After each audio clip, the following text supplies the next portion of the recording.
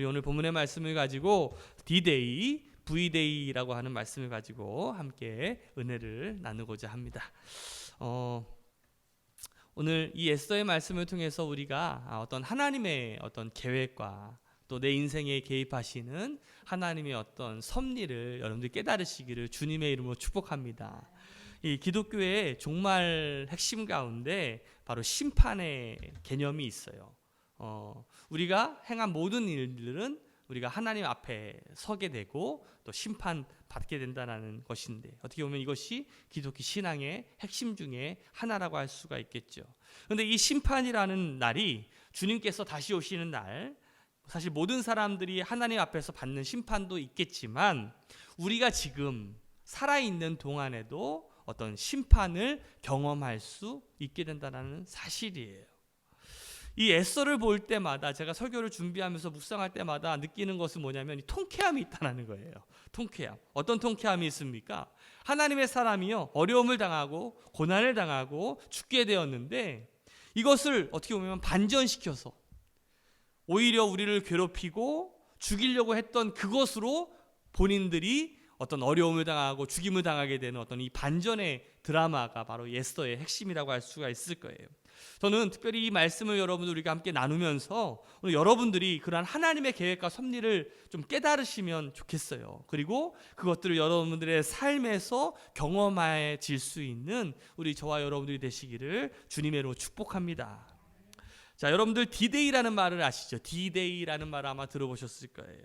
이 말의 유래가 세계 2차 대전에서부터 유래가 됐던 말인데, 이 세계 2차 대전에 그 히틀러, 이 독일의 유명한 장군 가운데 룸멜이라고 하는 장군이 있었습니다.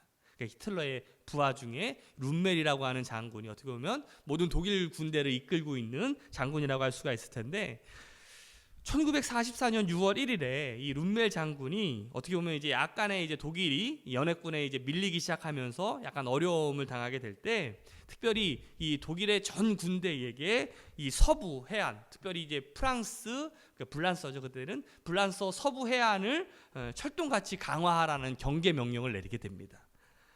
왜냐하면 우리도 여러분들 6.25 전쟁을 통해서 알았듯이 인천 상륙 작전이 있잖아요. 어떻게 보면 그곳이 바로 어떻게 보면 핵심 교두보가 될 수 있는 핵심 장소였기 때문에 그래요.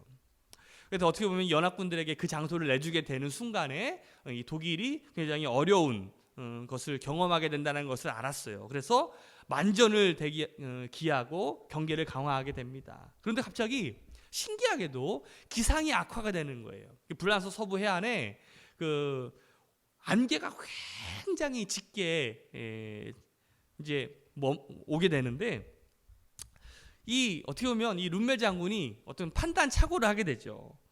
며칠간은 아무 일도 없겠구나라고 생각을 하게 됩니다. 하필이면 또 6월 6일이 자신이 사랑하는 아내의 생일이에요. 그래가지고 별일 없겠지 뭐 하면서 이제 그 아내를 축하하기 위해서 비행기를 타고 베를린으로 가게 된 거예요. 그 다음 날 그 유명한 노르망디 상륙 작전이 거행되게 되죠. 바로 역사는 그날을 가리켜서 D-Day라고 불러요.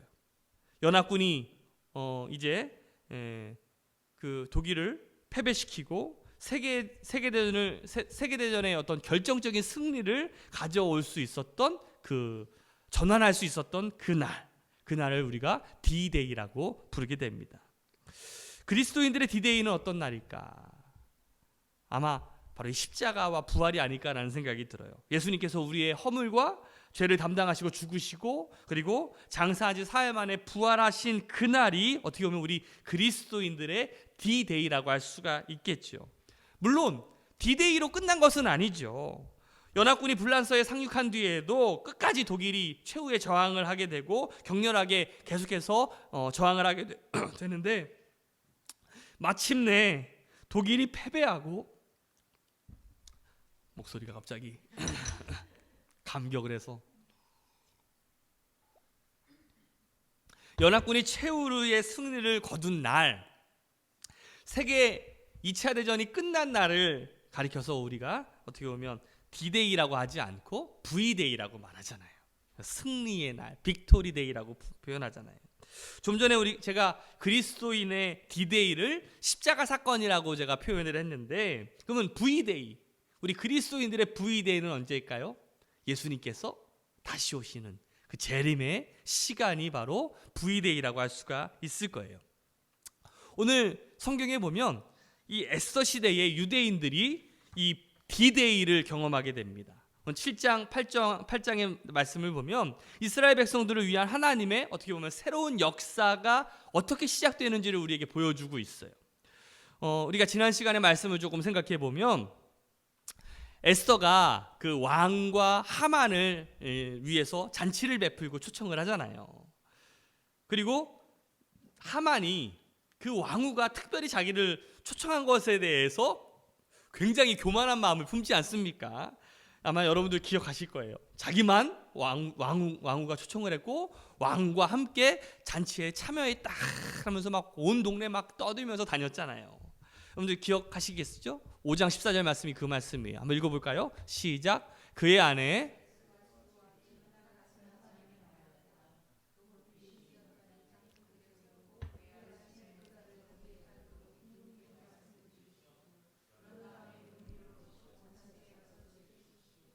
하만은 그것이 참 좋은 생각이라고 여기고 곧 장대를 세우도록 하였다. 제가 이 에스더를 보면서 참 많은 것들을 깨닫게 됩니다. 어떤 일을 하고 또 계획을 세울 때에는요, 준비와 타이밍이 필요하다는 거예요.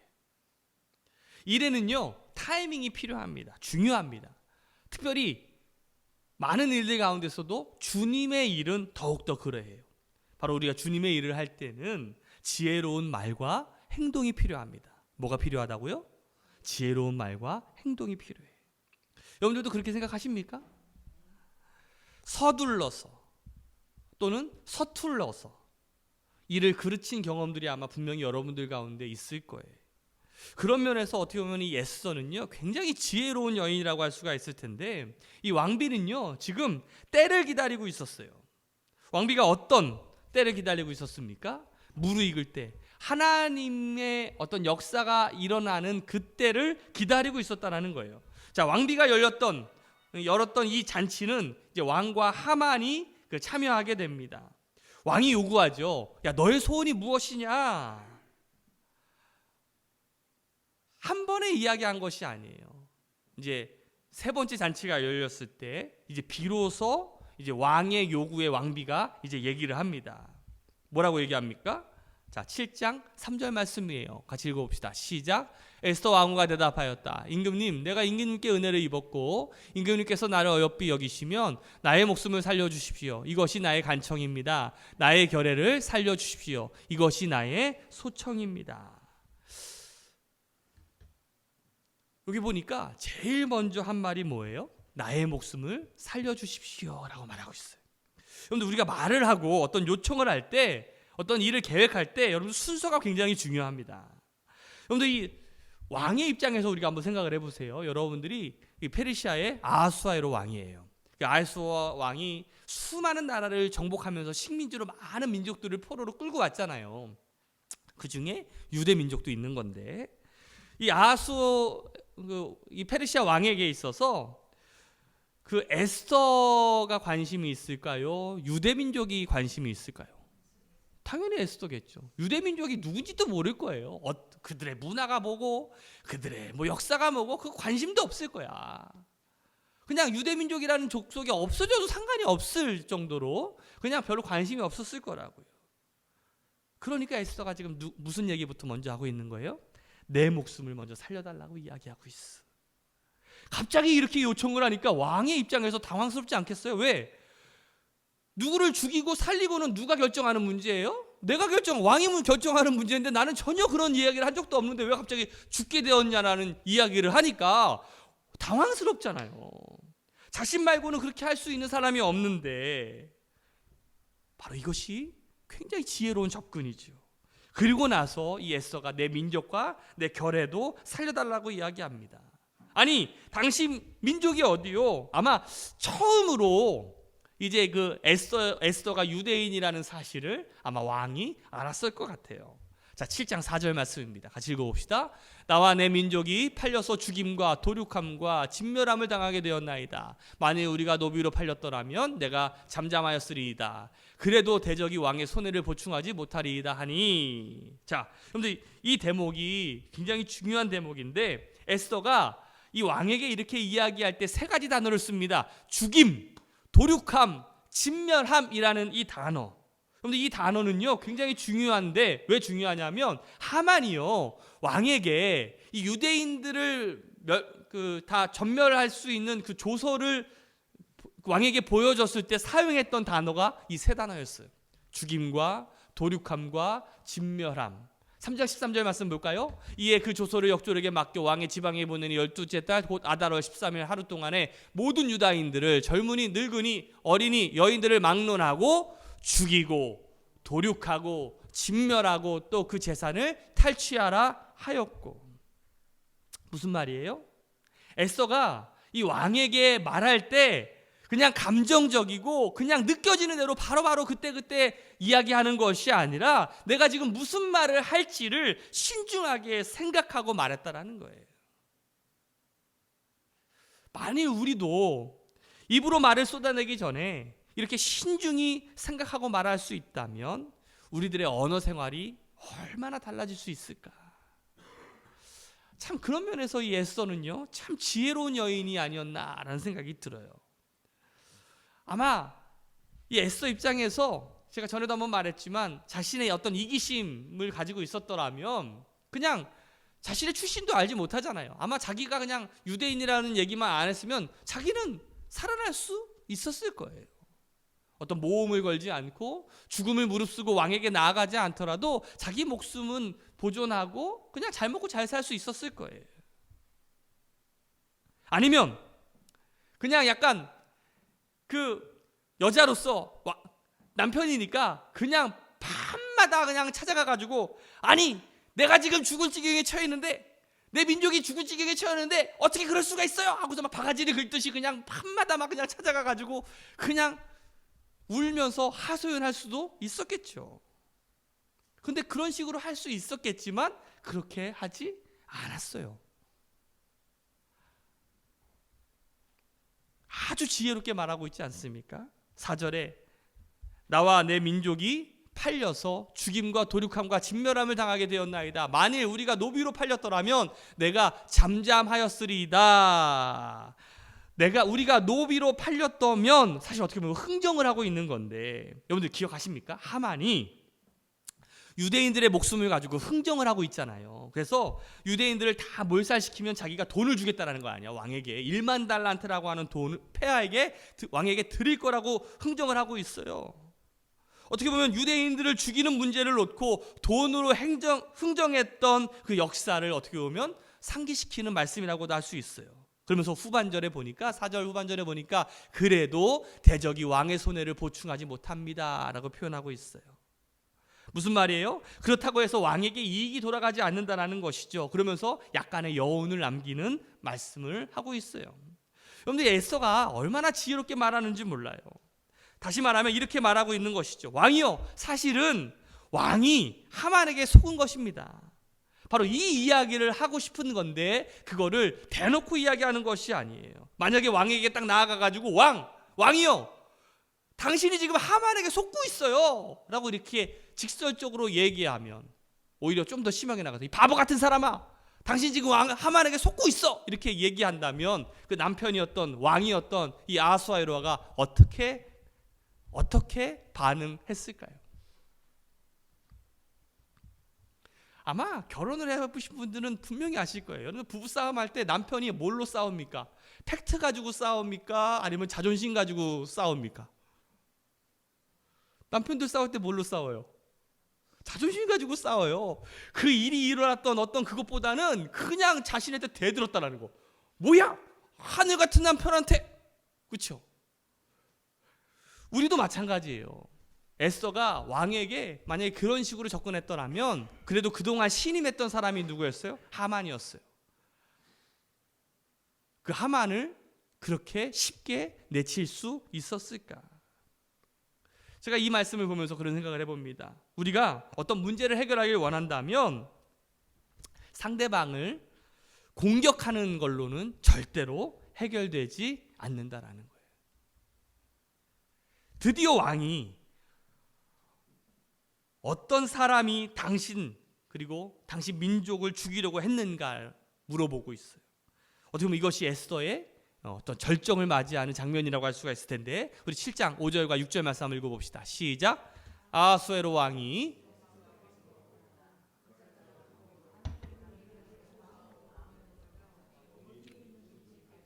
6절 에스더가 대답하였다. 그 대적 그 원수는 바로 이 흉악한 하만입니다. 에스더의 대답이 떨어지자마자 하만은 왕과 왕후 앞에서 사색이 되었다. 얼마나 통쾌합니까? 자, 하만이 이 고육지책으로 자신이 어떻게 보면 이제 죽을 위기에 처했다는 것을 알았어요. 그래서 어떻게 보면 자신의 구차한 생명을 좀 보존하기 위해서 그 왕후에게 가가지고 막 구걸하기 시작합니다. 아마 왕후가 있었던 곳이 아마 침상이었던 것 같은데 거기에 막 가가지고 막 다리라도 부여잡고 살려주세요 살려주세요 막 하는 그 장면들이 아마 기억이 나실 거예요. 근데 참 그때도 참 신기한 게 뭐였냐면 왕이 그 왕비가 했던 얘기를 듣고서 너무 놀란 거야. 남자들이 갑자기 너무 놀란 이야기를 들으면 그 자리에 있지 못합니다. 밖으로 확 나가요. 그렇죠? 남자들의 특성이 항상 그래. 밖으로 한 대 탁 나가가지고 담배 한 대 피고 들어온다든지, 아니 뭔가 막 충격이 와서 다시 그 자리로 들어왔는데 어떤 장면을 봅니까? 사실은 왕비의 그냥 발 아래에 그냥 엎드려가지고 그냥 막 살려달라고 애걸하는 그 모습이어야 되는데, 그 모습이 어떻게 비춰지냐면 왕비를 겁탈하는 장면으로 보여지게 되는 거예요. 자, 8절 말씀이에요. 시작. 왕이 안뜰에서 술자리로 돌아와 보니 하만이 에스더가 눕는 침상에 엎드려 있었다. 이것을 본 왕은 내가 집안에 왕후와 함께 있는데도 저놈이 왕후를 범하려고 하는구나 하고 소리쳤다. 왕의 입에서 이 말이 떨어지자마자 내시들이 달려들어서 하만의 얼굴을 가렸다. 결국 어떻게 됩니까? 매달려요. 어디에 매달려요? 자신이 만든 그 덫에 매달리게 되죠. 이것이 역사의 아이러니예요. 하만은 자기가 모르드게를 죽이려고 준비했던 그 교수대, 자기 집에 크 높이 세웠던 그 장대에 바로 자기가 매달리게 되게 되죠. 참 제가 말씀을 보면서 참 재미있는 것은 뭐냐면, 신하 중에 한 내시가 그 교수대에 대한 이야기를 해요. 그리고 안 그래도 그 모르드게라고 하는 사람이 그 왕을 구했는데 그 왕의 입장에서 그 모르드게에게 상을 주지 않은 것에 대해서 마음이 참 무거웠는데 이 모르드게라고 하는 이름이 언급이 됩니다. 이게 참 어떻게 보면 여러분들 이게 그냥 지나쳐갈 문제가 아니라 참 하나님께서 정확하고도 절묘한 그때에 개입하시는 섭리라는 사실을 여러분들 깨달으셔야 돼요. 여러분들 생각을 해보세요. 여기에 하나님의 절묘한 타이밍이 있고 하나님의 간섭이 있는데, 예를 들어서 덮어놓고 그냥 모르드게라고 하는 사람이 얘기를 하면 왕이 알아요? 몰라요? 몰라요. 그런데 이제는 알죠. 어떻게 알아요? 전에 잠을 이루지 못했을 때 그 왕조실록을 봤는데 자신을 구한 사람이 나오죠. 그 사람이 누구였어요? 모르드게였어요. 그런데 모르드게를 상 주기 위해서 그 하만에게, 야, 내가 상을 주고 싶은 사람이 있는데 어떻게 했으면 좋겠냐 했더니 하만이 착각하고 교만해가지고 마치 자기에게 상을 주는 것처럼 해가지고 왕이 그냥 좋은 옷을 입히고 왕이 타는 말을 타고서 자기가 가장 아끼는 신하로 하여금 그 수산성을 다니면서 이 사람이 가장 왕에 신음하는 사람이요 하고 소리 지르게 해라 하니까, 여러분들 얼마나 갑자기 모르드게라고 하는 사람이 떴겠습니까? 아마 이 사람이 이제 유대인이라는 사실을 알게 됐겠죠. 이쯤 되면 모든 편견이 다 깨지는 거예요. 그래도 그동안 하만이라고 하는 사람과의 했던 시절들이 있잖아요. 그리고 그동안 신임했던 그 과정들이 있잖아. 그런데 이쯤 되면 이제서 모든 편견이 다 깨지는 거야. 사람은 겪어보면 안다고. 이제 결국은 유대인이라는 민족이 나에게 해로운 민족이 아니라, 오히려 하만이 유대인이 오히려 자신을 배반한다고 여겼는데 그것이 아니라 오히려 자신을 구하고 자기에게 도움을 주는 민족이라는 사실을 깨달았다는 것이죠. 이게 바로 인과응보 아니겠어요?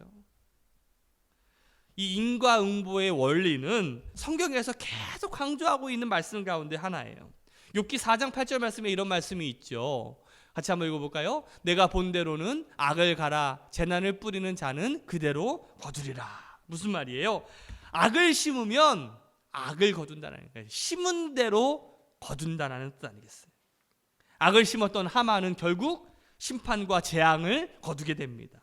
오늘 우리가 인간관계에서 어떤 것들을 심고 있는지 잘 살펴봐야 돼요. 옆 사람한테 한번 이렇게 인사해 봅시다. 당신은 무엇을 심고 있습니까? 시작. 날마다 우리가 사람을 만날 때 선을 심고 의를 심고 자비를 심고 덕을 심고 사랑을 심으면 결국 상대방이 나에게 그렇게 대해주죠. 반대로 내가 악을 심고 미움을 심고 분노를 심고 한다면 반드시 그 대가를 우리가 맞이하게 된다는 사실이에요. 여러분들 이것이 성경의 황금률이에요. 여러분들 성경의 황금률이 뭔지 아십니까? 남에게 대접을 받고자 하는 대로 대접하라. 시작. 이게 성경이 말하는 황금률이죠. 제가 전에 우리 아이들을 대상으로 이 산상수훈 설교를 하다가 제가 이 말씀을 얘기를 했더니 어떤 아이가 이렇게 얘기를 하더라고요. 아마 한자를 이제 갓 배우기 시작했던 것 같아. 목사님, 남을 대접하면 대접으로 돌아오고 소접하면 소접으로 돌아오겠네요. 그러니까 마치 이걸로 생각하는 것 같아요. 아, 큰 그릇과 작은 그릇의 차이구나. 근데 오히려 그것이 제 마음속에 확 와닿더라고요. 우리 이왕이면 여러분들 남을 대접하시기를 주님의 이름으로 축복합니다. 오늘 여러분들 특별히 우리 맥주절을 맞이해서 오늘 식사도 한번 하시는 분들이 밥을 많이 준비하셨대. 그럼 여러분들이 많이 드시고 어떻게 해야 되겠어요? 많이 먹은 걸 가지고 그대로 다시 여러분들께서 대접할 수 있는 여러분들이 되시기를 주님의 이름으로 축복합니다. 이 에스더서에서 어떻게 보면 이 디데이가 어떻게 보면 이 하만이 지금 심판당하는 날, 처형당하는 날이라고 할 수가 있다면 V데이는요 이제 하나님의 역사가 새로운 사람으로부터 다시 시작되는 날이라고 할 수가 있을 거예요. 자, 우리 8장 1절과 2절 말씀인데 같이 읽어봅시다. 시작. 아수에로 왕은 그날로 유다 사람의 원수 하만의 재산을 에스더 왕후에게 주었다. 왕은 하만에게서 되찾은 자기의 인장 반지를 빼서 모르드게에게 맡겼다. 에스더는 아멘. 자, 이 새로운 날은요 전적으로 하나님의 주권에 의해서 도래한 것이죠. 그러나 하나님의 역사하심을 통해서 새날이 찾아올 수 있었던 전기를 마련했던 어떻게 보면 처음 시발점은 바로 에스더의 기도였었어요. 죽으면 죽으리라. 이 한 여인이 자기 민족을 살리기 위해서 내가 죽기로 결심을 했을 때 하나님은 그 백성을 위해서 새로운 날을 준비하고 계신다는 것이에요. 오늘 여러분들이 여러분들의 가정과 일터와 교회를 위해서 내가 죽기를 각오하는 마음을 가지고 시작할 때 하나님께서는 여러분들에게 D-Day를 허락하시고 V-Day를 허락하실 줄로 믿습니다. 그때 하나님께서는요 매우 강팍했던 한 시대의 이 독재자 이 아하수에로 왕의 마음도 바꾸어 주셨죠. 여러분들 하나님만이 사람의 마음을 변화시킬 수 있어요. 사람이 사람의 마음을 변화시키는 게 쉽습니까? 가능할까요? 인간의 설득, 인간의 호소는요 언제나 한계가 있어요. 제가 신학교 다닐 때 조직신학 공부했어요. 조직신학은 뭐냐면 변증학이라고 할 수가 있어요. 말빨 그냥 탁월합니다. 제가 한때 막 뜨거웠을 때 막 많은 이단들 찾아다니면서 막 변증 많이 했어요. 막 집에 들어오라고 그래가지고 막 뭐 여호와의 증인, 뭐 안식교, 뭐 여러 가지 뭐 대순진리교 많은 사람들하고 막 맞짱도 뜨고 뭐 교단 다니는 사람들하고 많이 얘기했어요. 근데 한 명도 변화시키지 못했어요. 사람은요 싸운다고 논리로 한다고 변화되지 않아요. 여러분들 부부싸움 한다고 사람이 변화됩니까?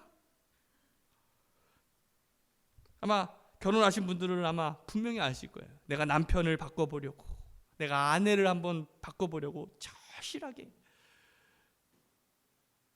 그런데 제가 살면서 깨달은 게 뭐냐면 부부의 행복은요 상대방을 바꾸는 데 있는 게 아니라 내가 바뀌는 데 있어. 내가 바뀌어야 돼. 우리 아내랑 제가 제일 처음에부터 싸웠던 게 뭔지 아십니까? 저도 부부싸움 하거든요. 뭘로 제일 싸웠냐면 치약 가지고 그렇게 싸웠어요. 치약. 저는요 밑에서부터 차근차근히 나와야 돼. 근데 우리 아내는요 그냥 찍 해요. 그러면 다시 그거를 하려고 그러면 이게 왜 이렇게 막 짜증이 나는지. 이거 안 해보신 분들은 이해가 안 될 거야. 이거 여러분들 이 치약 가지고 싸워보신 분 있으세요? 이거 안 싸워봤으면 말도 하지 말아야 돼.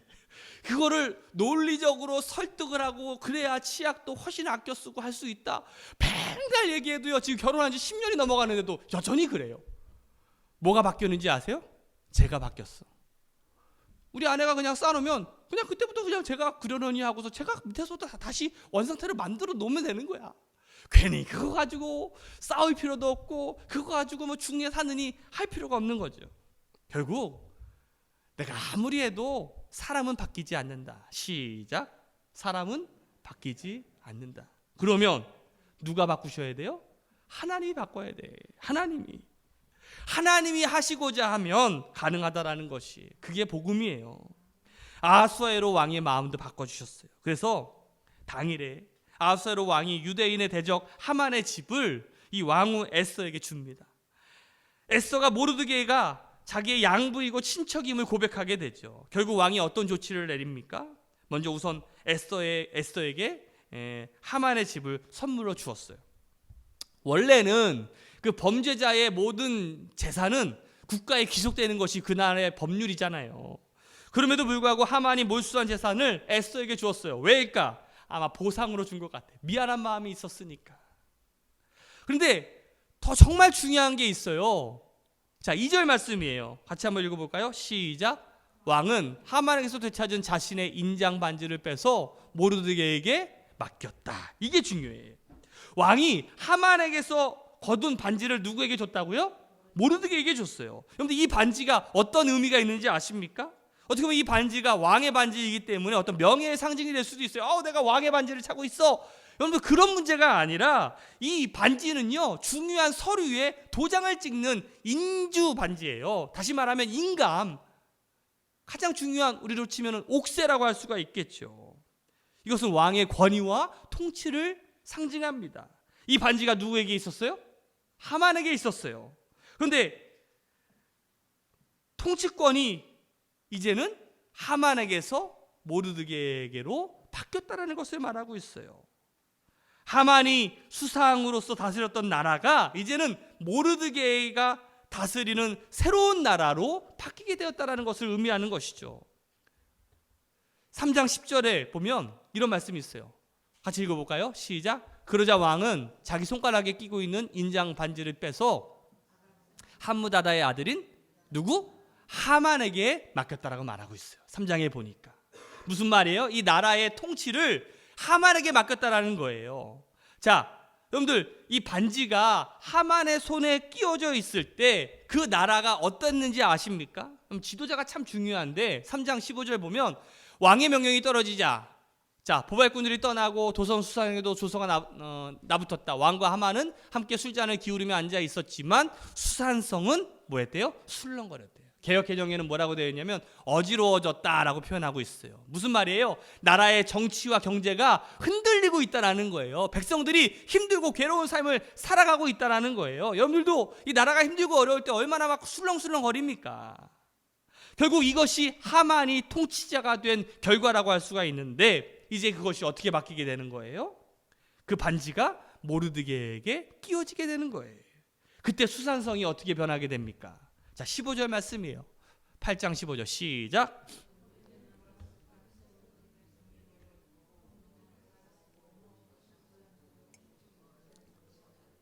수산성에서는 즐거운 잔치가 벌어졌다. 무슨 말이에요? 백성들이 기쁘고 행복한 삶을 살아가고 있다는 거예요. 저는요 이것이 바로 그리스도인의 모습이라고 저는 믿습니다.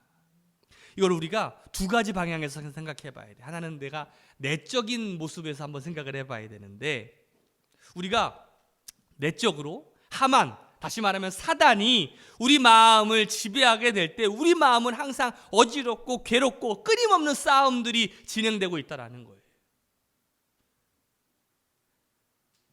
그러나 우리가 모르게, 다시 말하면 하나님의 지배를 받고 있을 때 우리 마음은 평안을 누리고 기쁘고 즐거운 잔치 같은 마음으로 우리가 살아갈 수 있다는 것이죠. 이것을 외적으로 표현할 때도 마찬가지입니다. 우리가 사단의 지배를 받고 살아갈 때 가는 곳곳마다 거기에는 분열이 일어나고 다툼이 일어나고 미움이 일어나고 괴롭고 힘들지만, 우리가 모르게, 다시 말하면 하나님의 지배를 받고 있을 때에는 우리가 가는 곳곳마다 평화가 있고 화평이 있고 질서가 있고 기쁨이 넘친다는 사실이에요. 여러분들 가만히 보면 우리 주변에 사람들이 모일 때마다 거기에 분열이 있고 싸움이 생겨나게 하고 다툼이 생겨나게 하는 사람들이 있어요, 없어요?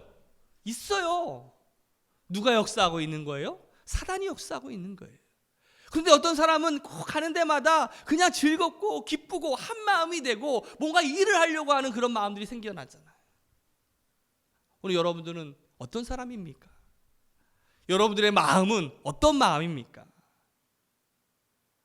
저는 우리 새로운교회 성도들이 바로 진정한 그리스도의 마음이 지배하는 그러한 우리 새로운교회 성도들 되시기를 주님의 이름으로 축복합니다. 이것이 어떻게 보면 진정한 VDA라고 할 수가 있을 거예요. 저와 여러분들 모두가 예수 그리스도의 이름, 예수 그리스도의 향기, 여러분들의 삶에서 이 그리스도의 영향력이 나타날 수 있는 믿음의 사람들 되시기를 주님의 이름으로 축복합니다. 기도하겠습니다.